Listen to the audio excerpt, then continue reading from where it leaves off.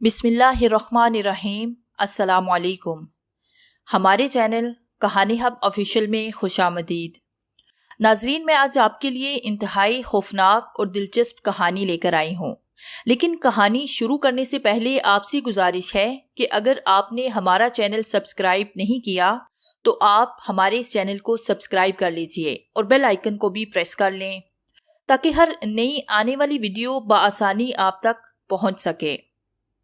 मैं दो भाइयों की इकलौती और लाडली बहन दुरे शहवार हूँ। तकरीबन 3 साल की उम्र में मैं बहुत साफ और मुकम्मल अल्फाज की अदायगी करने लगी थी, इसीलिए मुझे सबने बुलबुल कहना शुरू कर दिया। हर वक्त मुसरतू के गीत गाती। मुझे नहीं पता था कि गम क्या होता है, कैसे आता है, रोना क्या होता है और लोग रोते क्यों हैं। मैं जो भी जिस किस्म की ख्वाहिश जाहिर करती वो उसी वक्त पूरी हो जाती। मेरा कमरा हर तरह के खिलौनों से भरा होता था। फिर भी शाम को जब बाबा जानी आते तो मेरे लिए कुछ ना कुछ उनके हाथ में जरूर होता। खुशहाल घराने का तस्वर हमारे घर को देख के मुकम्मल हो जाता। मैं मैट्रिक का इम्तिहान दे के फारिग हुई तो अम्मी जान ने मुझे अपने साथ किचन के काम में लगा लिया और कुछ ही दिनों में शौक न होते हुए भी मैं अच्छी खासी कुकिंग सीख गई। मेरे बाबा जानी को मेरे हाथ की पकवान बहुत ज्यादा पसंद आते। वो बहुत खुश होते, खा के हंसते खेलते। एक दिन बाबा जानी घर से निकले। मैं वो दिन कभी भी नहीं भूल सकती। मैं बाहर कुर्सी पे बैठी किताब पढ़ रही थी, क्योंकि मुझे किताबें पढ़ने का बेहद शौक था। तमाम मौज़ूआत पे, चाहे शायरी हो, सफरनामे हो, नावल, अफसाने, मुकालमे, अलगर्ज, हर तरह की किताबें पढ़ने से मुझे काफी दिलचस्पी थी। मुझे अपने कोर्स की किताबें पढ़ने का भी बहुत ज्यादा शौक था। बाबा जानी का ख्याल था कि मैं एक दिन जरूर राइटर बनूंगी। इम्तिहानात से फारिग होके भी घर के कामों से जब मुझे फुर्सत मिलती तो मैं अपनी किताबें पढ़ने लगती। अचानक दरवाजे पे दस्तक हुई। दस्तक इतनी शदीद थी कि मेरा दिल डर से काम गया। मुंह से बेख्तियार निकला, या अल्लाह खैर। मगर खैर तो रुखसत हो चुकी थी। छोटे भाई ने जैसे ही दरवाजा खोला, बाहर चारपाई पे चादर में लिपटा कोई वजूद नजर आया। मैं भी बाहर की जानिब भागी और जब देखा तो बाबा जानी के दफ्तर के लोग बाबा जानी को लेकर आए थे। हम एकदम से घबरा गए।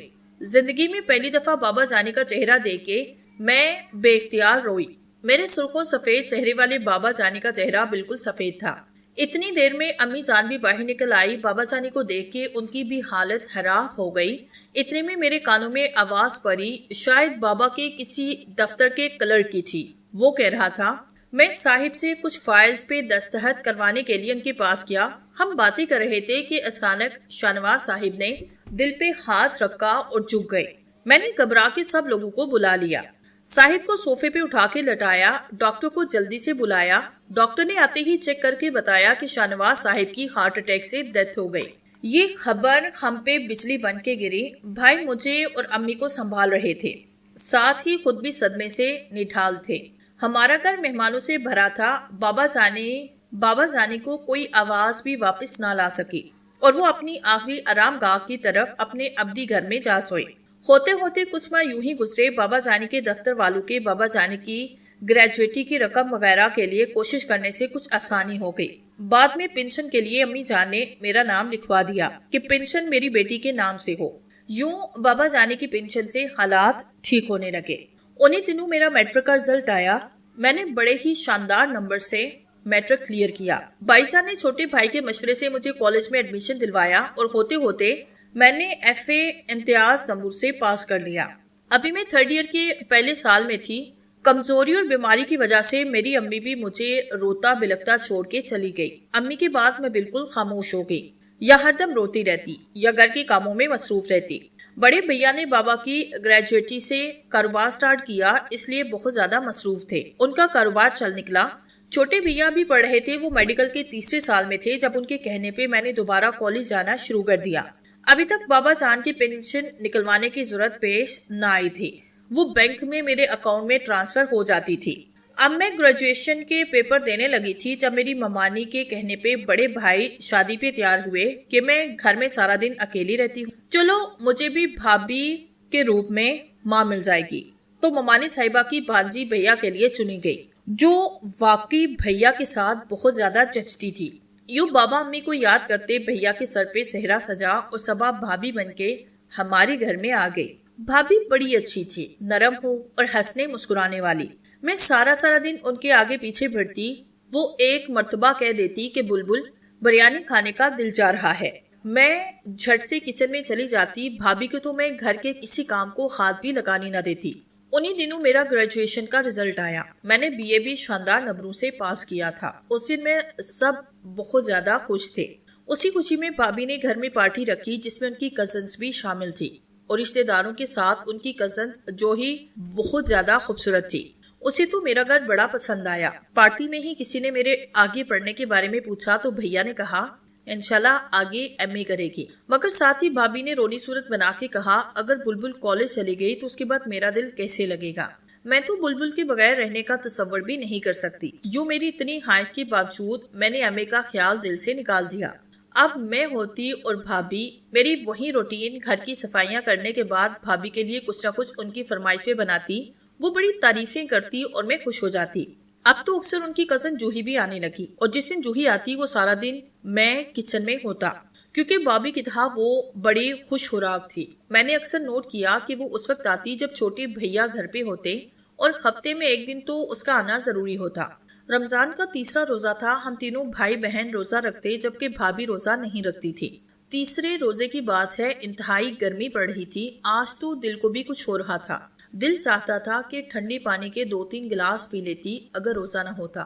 بھابھی مجھے آوازیں دیتے ہوئی کمرے میں آئی. وہ مجھے جانو کہتی تھی. میں نے آنکھیں کھول کے دیکھا تو بھابھی میرے بیڈ کے پاس کھڑی تھی. کہنے لگی جانو کیا کر رہی تھی. میں نے مسکرا کے کہا بھابھی سونے لگی تھی. وہ کہنے لگی وہ جوہی کے ساتھ اس کا بھائی زید سعودی عرب سے آیا ہے. 1 گھنٹے تک وہ آ جائیں گے. جانو تم تو جانتی ہو میں تو کچن میں 2 منٹ نہیں رہ سکتی. پلیز عزت کا سوال ہے. آج پہلی مرتبہ میرا دل چاہا کہ جواب دے دوں کچن میں جانے سے. مگر پھر طبیعت کی خرابی کے باوجود میں کچن میں گئی تو کھانوں کی لمبی لسٹ وہاں کاؤنٹر پہ پڑی تھی. میں سر پکڑ کے بیٹھ گئی مگر وقت کم تھا اس لیے کھانے کی تیاری میں مصروف ہو گئی. 1 گھنٹے کے بعد وہ لوگ آئے تو بھابھی کے کہنے پہ انہیں شربت بنا کے دیا. اتنے میں جوہی کی آواز آئی آپی وہ آپ کی بلبل جانو نظر نہیں آ رہی. تو بھابھی ہنستے ہوئے بولی بلبل کو کچن سے عشق ہے اس لیے وہ کچن میں ہے. کام سے فارغ ہوئی تو اتنی ہمت نہ تھی کہ میں کھانا سرو کرتی. اتنے میں بھابھی آئی. جانو کتنی دیر سے میں سر تھامے ٹیبل پہ بیٹھی تھی. میں نے کہا سب کچھ تیار ہے بھابھی اب آپ ٹیبل پہ خود سیٹ کریں. بھابھی نے ناگواری سے مجھے دیکھا مگر میری حالت کے پیش نظر چپ کر کے نکل گئی اور میں اپنے کمرے میں آ کے لیٹ گئی. مجھے نہیں پتا باہی کیا ہوا کس نے کیا کھایا. میں بڑی نڈھال تھی. میری آنکھیں کھل نہیں رہی تھی لیکن مجھے افسوس ہوا کافی محسوس ہوا کہ جیسے کوئی میرے کمرے میں داخل ہوا مگر میں نے اپنی آنکھیں نہ کھولی. آج پہلی بار مجھے دکھ اور کوفت ہوئی مگر کس کو کہتی. اچانک مجھے محسوس ہوا جیسے ٹھنڈی ٹھنڈی پھوار سی پورے جسم پہ پڑ رہی ہے. میں حیرت زدہ رہ گئی مگر وہ پھوار اچھی اور پیاری محسوس ہو رہی تھی. پھر پتہ نہیں میں کتنی دیر تک سوتی رہی کہ چھوٹے بھیا کی آواز نے مجھے نیند سے بیدار کیا. انہوں نے میری آنکھیں دیکھی جو سوکھ ہو رہی تھی اور میرا چہرہ تمتما رہا تھا. انہوں نے میرے ماتھے پہ ہاتھ رکھا اور پھر فوراً بولے بلبل تمہیں تو شدید بخار ہے. بھابھی بتا رہی تھی کہ تم صبح سے کمرے میں سو رہی ہو. وہ 2 دفعہ تمہیں جگانے آئی مگر تمہیں نیند میں دیکھ کے واپس چلی گئی. آج ان کے کزن آئے تھے. انہوں نے کھانا بھی خود بنایا. بلبل تم ٹھیک نہیں تو مجھے بتا دیتی. مجھے اتنی حیرت ہوئی سن کے کہ میں سارا دن سوتی رہی. پھر بھیا مجھے اٹھا کے ٹیبل پر لے گئے. بھابھی نے دوپہر کے بچے ہوئے کھانے ٹیبل پہ سجائے مگر آج ان کا موڈ میرے ساتھ کچھ خراب تھا. وجہ سمجھ میں نہ آئی. پھر رات کو چھوٹے بھیا مجھے ڈاکٹر کے پاس لے گئے جو ہماری گلی کے نکڑ پہ تھا. راستے میں بھیا نے بتایا کہ بھابھی ان کی شادی جوہی سے کرنا چاہتی ہے مگر بھیا جوہی سے شادی نہیں کرنا چاہتے تھے کیونکہ وہ بھابھی کی اصلیت کچھ جان گئے تھے. دوسرا وہ اپنی کلاس فیلو سائمہ کو چاہتے تھے اور ان سے شادی کرنا چاہتے تھے. بھیا کے انکار پہ بھابھی کا موڈ آف ہوا. بھابھی نے میرے خالے سے بتایا کہ میں جوہی کو چاہتی ہوں اور اس گھر میں لانا چاہتی ہوں. میں حیران ہو گئی. چھوٹے بھائی نے پوچھا کہ بلبل اگر تم ایسا چاہتی ہو تو میں اپنی محبت قربان کر سکتا ہوں. مگر میں نے بھیا سے کہا نہیں آپ سائمہ سے شادی کریں. مجھے تو خود ہی جوہی اتنی زیادہ پسند نہیں. تو بھیا نے سکون کا سانس لیا. دوائی لے کے میں گھر آئی. ڈاکٹر نے کہا تھا کہ 4 دن تک مکمل آرام کرنا ہے کیونکہ بخار اترتے اترتے 3 دن لے گا اور چوتھے دن تھکاوٹ. اس کے بعد پھر بے شک سارا کام کرنا. بھیا نے گھر آ کے بھابھی کو بتایا تو بڑے بھیا بولے بلبل تم نے کیا کیا تھا جو یہ حال ہوا. مگر میں خاموش رہی. جوہی کے رشتے پر جب رات کو بات ہوئی تو چھوٹے بھیا نے سختی سے انکار کیا. 2 دن بعد بڑے بھیا نے کاروبار کے سلسلے میں باہر جانا تھا. میں بخار سے جل رہی تھی، دوا نے وقتی اثر کیا اور بھابھی نے سب کو تسلی دی کہ بلبل اب ٹھیک ہے، اسے سونے دو۔ یوں میں کمرے میں اکیلی لیٹی تھی، مجھے بڑی بے چینی ہو رہی تھی۔ میرا حلق سوکھ کے کانٹا ہو گیا تھا، مگر میرے پاس کوئی نہ تھا جو مجھے 2 گھونٹ پانی کے پلا دیتا۔ میں ہمت کر کے اٹھنے لگی تو گر گئی۔ اچانک سے 2 خاتونیں پانی کا گلاس میرے منہ کے ساتھ لگایا۔ میں نے غنودگی میں کچھ نہ سوچتے ہوئے پانی پیا اور پھر مجھے ایک مردانہ آواز سنائی دی، بیٹی آرام کرو، میں آپ کے پاس ہی ہوں۔ میں نے بڑی مشکل سے آنکھیں کھولی تو وہ چہرہ مجھے اپنے بابا جانی جیسا لگا۔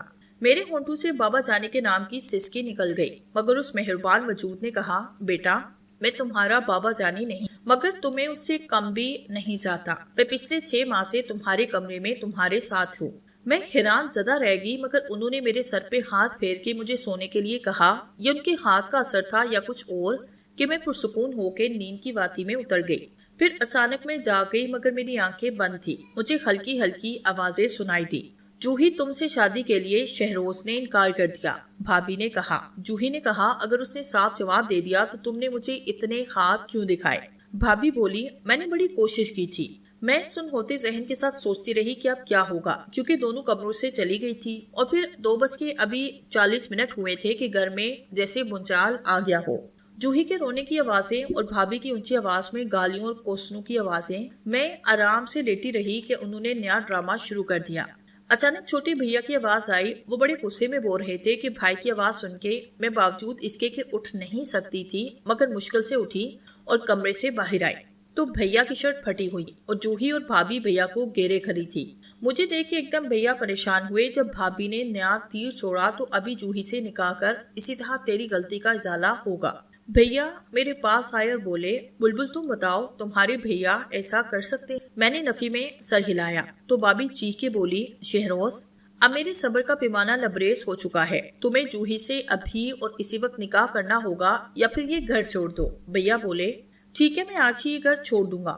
میری جان ہی نکل گئی۔ بھیا نہیں، یہ گھر جتنا میرے بھیا کا ہے اتنا ہی آپ کا ہے۔ آپ اوپر چلے جائیں، مجھے بھی اوپر لے چلیں۔ نیچے پورشن میں بھابھی اور شہریار بھائی رہیں گے، میں اور آپ اوپر شفٹ ہو جائیں گے۔ ہمارا بھابھی سے یا ان کے خاندان سے کوئی تعلق نہیں۔ بھیا میرا اور اپنا سامان سمیٹے ہم اوپر شفٹ ہو رہے ہیں۔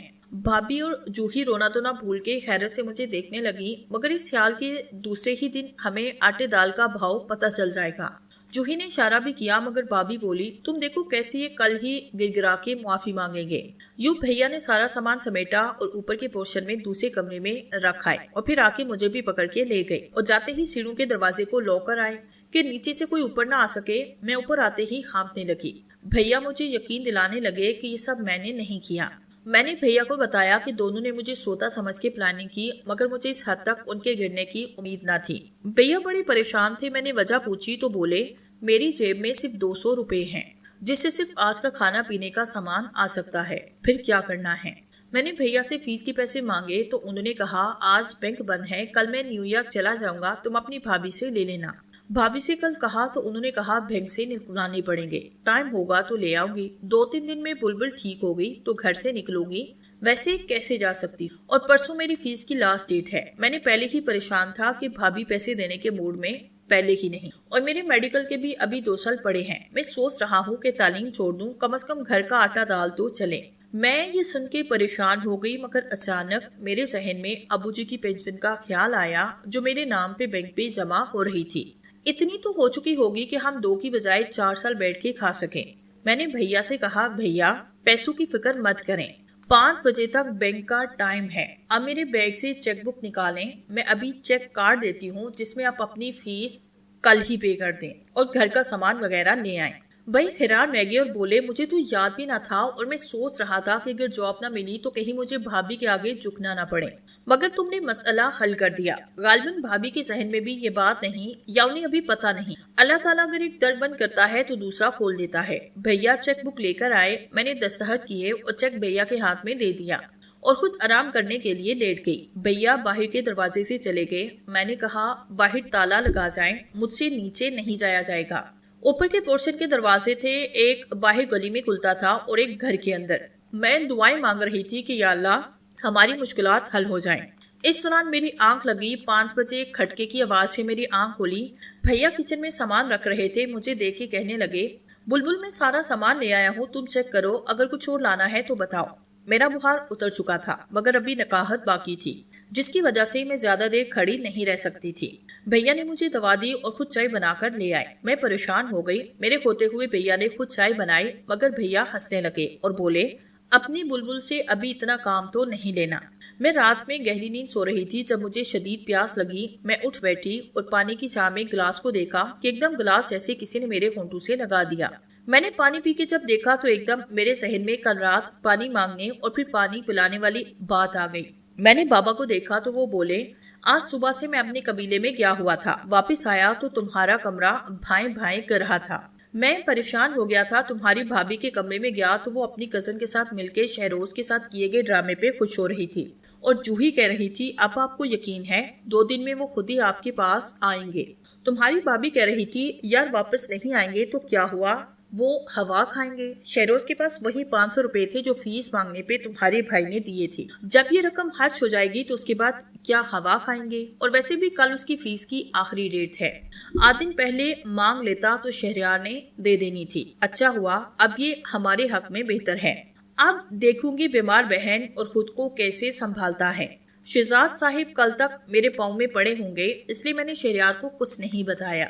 कल रात से पहले तुम्हारा निकाह न करवाया तो मेरा नाम नाहिद नहीं। और फिर वो मुफ्त की नौकरानी 2 दिन में खाने खा खा कर मुंह का जायका खराब होगा। ये देखकर मैं जल्दी से ऊपर आया, मगर तुम्हारी तबीयत देख के मुझे सुकून हुआ और शहरयार का इत्मीनान देख के मैं खुश हुआ, वरना मैं आज ही कुछ करता कि तुम्हें फिक्रों से निजात मिल जाए।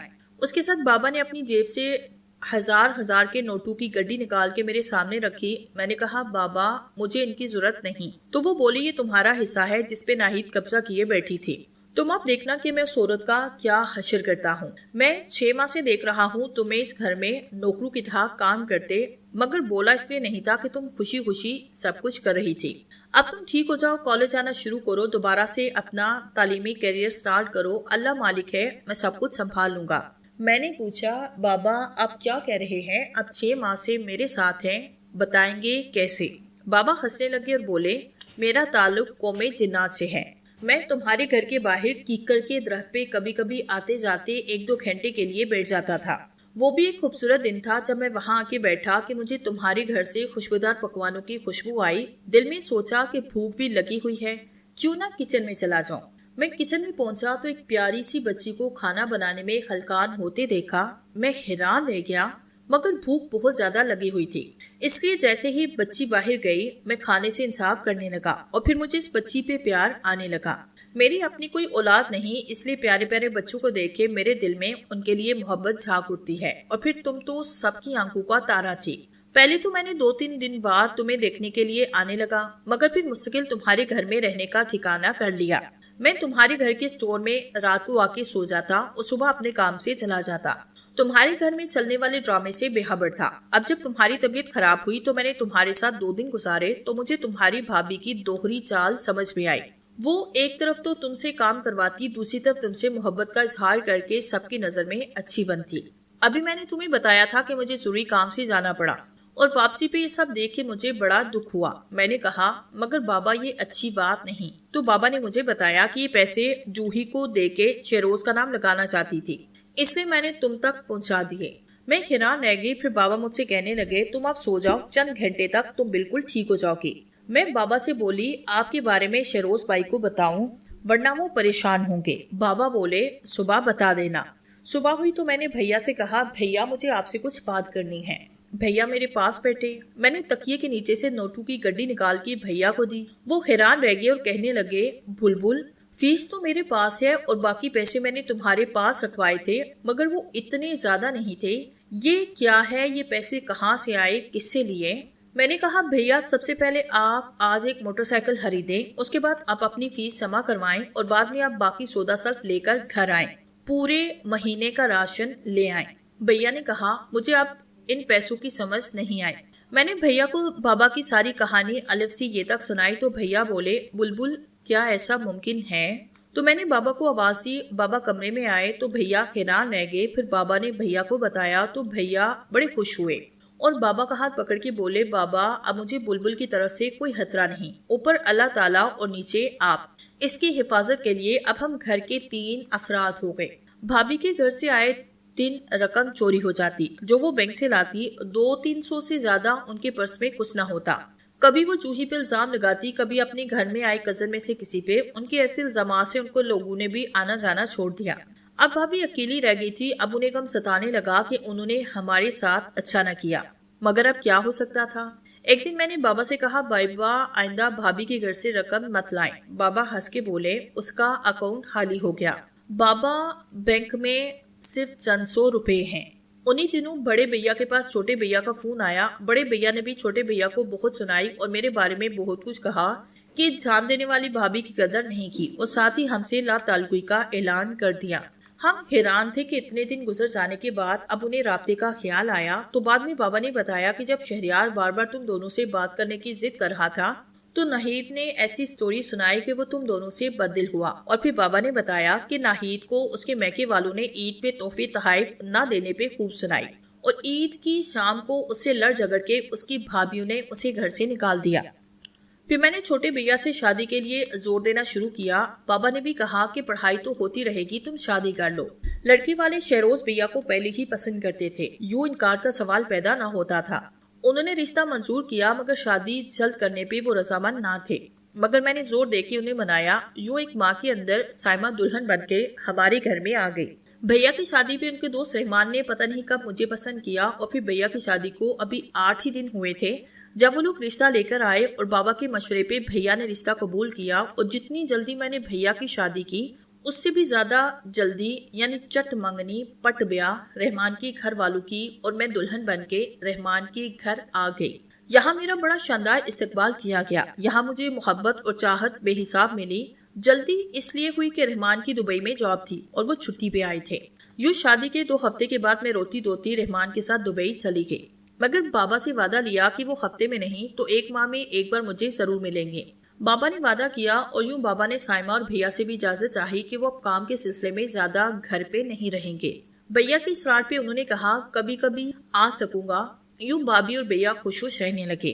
مجھے دبئی آئے ہفتہ ہوا تھا جب بابا آئے۔ میں نے بابا کے بارے میں رحمان کو بتایا۔ یوں انہوں نے کوئی اعتراض کیے بغیر خوشی سے بابا سے ملاقات کی۔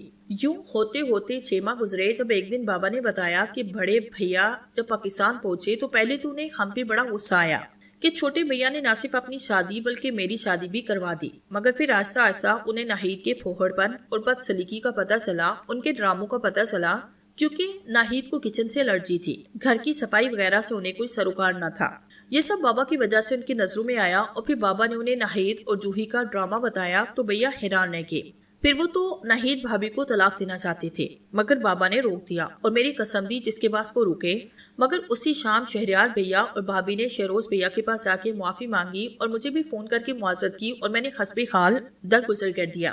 سال گزرتے دیر نہ لگی۔ 1 ماہ کی چھٹی پہ رحمان پاکستان آئے۔ دیار غیر میں مجھے اپنوں کی یاد بڑی ستاتی رہی۔ جب میں پاکستان آئی تو میری خوشی کی انتہا نہ تھی۔ تیسرے دن میرے دونوں بھائی اور بھابھیاں اچانک میرے گھر آئی کہ یہ ان کی طرف سے سرپرائز تھا، مگر انہیں کیا پتا 2 دن پہلے ہی بابا نے مجھے ان کے آنے کا پتہ بتا دیا تھا، اس لیے میں نے اور رحمان نے ان کے استقبال کی بھرپور تیاریاں کی۔ ساتھ ہی بابا کو بھی آنے کا کہا، جنہوں نے انجان اور اجنبی ہوتے ہوئے ہماری اتنی مدد کی کہ ہمارا گھر ٹوٹنے سے بچا، اور ایک دفعہ پھر میرے دونوں بھائی آپس میں پیار محبت سے رہنے لگے۔